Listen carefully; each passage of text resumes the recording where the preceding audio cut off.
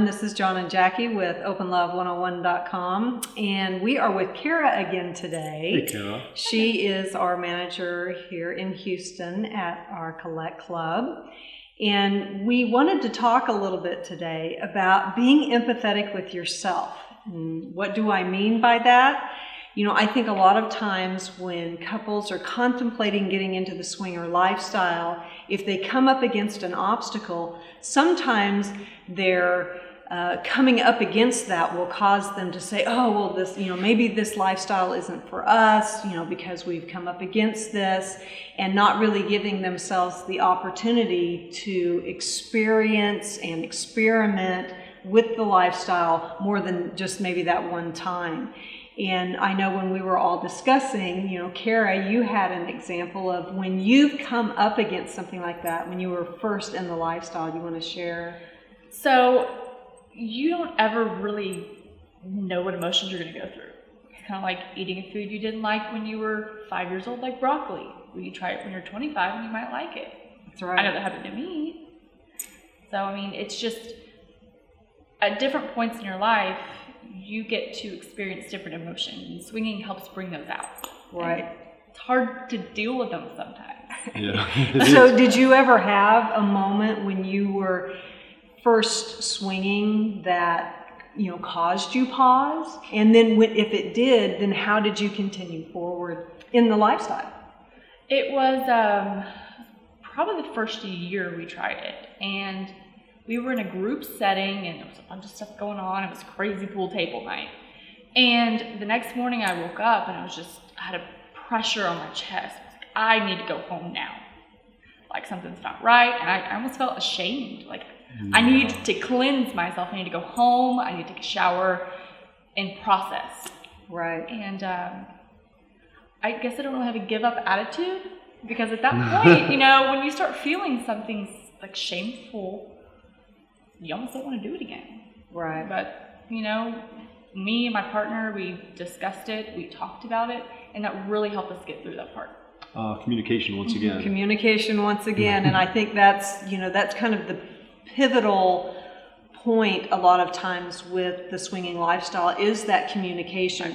Because if you had come up against that moment of shame and then had to just internalize that and not be able to talk about it, it would have probably been a much different response. So, that's one of the benefits of swinging, is it really encourages that communication that you can have with your partner, and you and your partner can walk through that. You can have an ally to help you see that what took place wasn't shameful. And how did your partner react when you told him you were feeling that way? Did he make you feel even worse, or was he encouraging? Or no, he said we can stop at any time. Anytime you don't want to do this anymore, just tell me, because it's all about building that connection with your partner. And when you get to process different emotions with your partner, it brings you closer. That's a really good point. that is such a great point. And that was one thing with John and I as well. Whenever I would come up against a roadblock, his response was always, we're going to do whatever makes the both of us feel comfortable.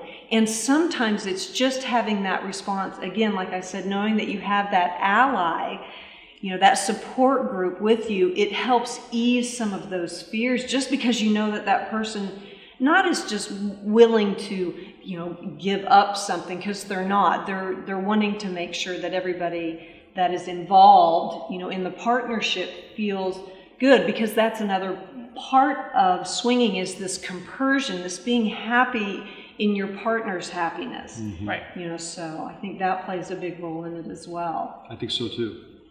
Have you had, I know you have, but so tell us a little bit about how you have maybe empathized with yourself. Is there anything you can think of where you had to not be so hard on yourself? Did it come from a conversation we had, or?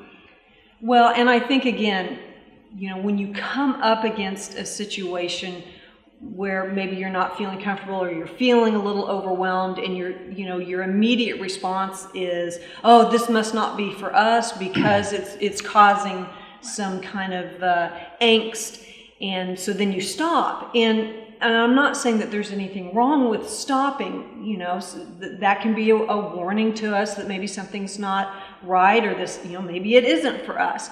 But sometimes, like you said, you have broccoli when you're 5 and you don't like it and you never eat it again, well, that may be okay. But you might miss out on something that you end up really liking if you just try it again, or you walk yourself through, through that fear. And that's kind of what I did. Is like, okay, is this really, is this really something as big as I'm making it? And this is the first time I've gone through this, so, don't be so hard on myself. Of course you're going to respond like this. This is the first time you've done it. It's going to be okay if you have a hiccup, or if you, kind of feel like you're digging your heels into the sand. It's going to be okay. And those are the times that you get to talk to your partner, like you said. And it really shows when you get through stuff like this, how secure your foundation with that partner really is.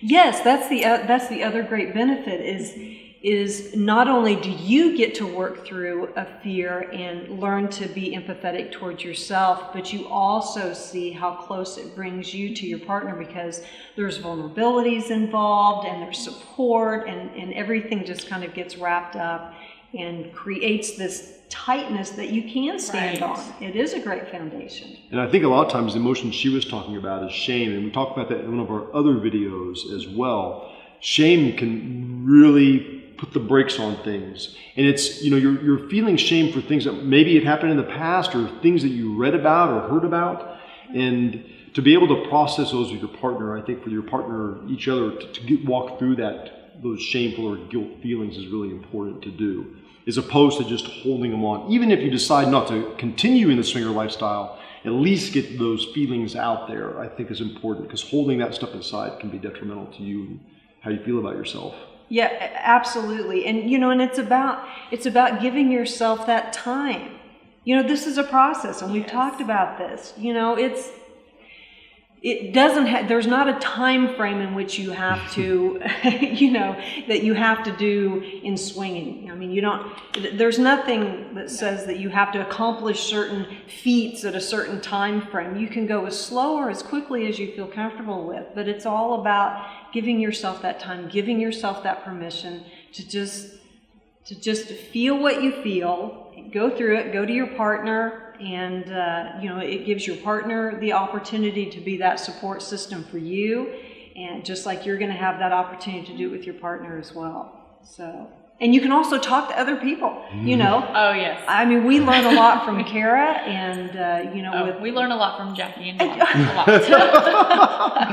So that's the other great thing, is being able to have that support group within the swinging lifestyle, that we can maybe talk about some subjects that we wouldn't maybe normally feel comfortable discussing with couples where that sexuality isn't maybe more in the forefront. Yeah, so that's sure. another good point. So it's just, be loving to yourself. That's kind of a... Be forgiving to yourself. Be forgiving to yourself. Exactly. That's awesome. Kara, thanks so much for being with us today and sharing this time with our viewers out there. And thank you for joining us. And please sign up on our email list at openlove101.com if you already haven't. And we'll send you updates on videos and blogs. In the meantime, have a great time. See ya. If you like what you see, subscribe below and you get to see more.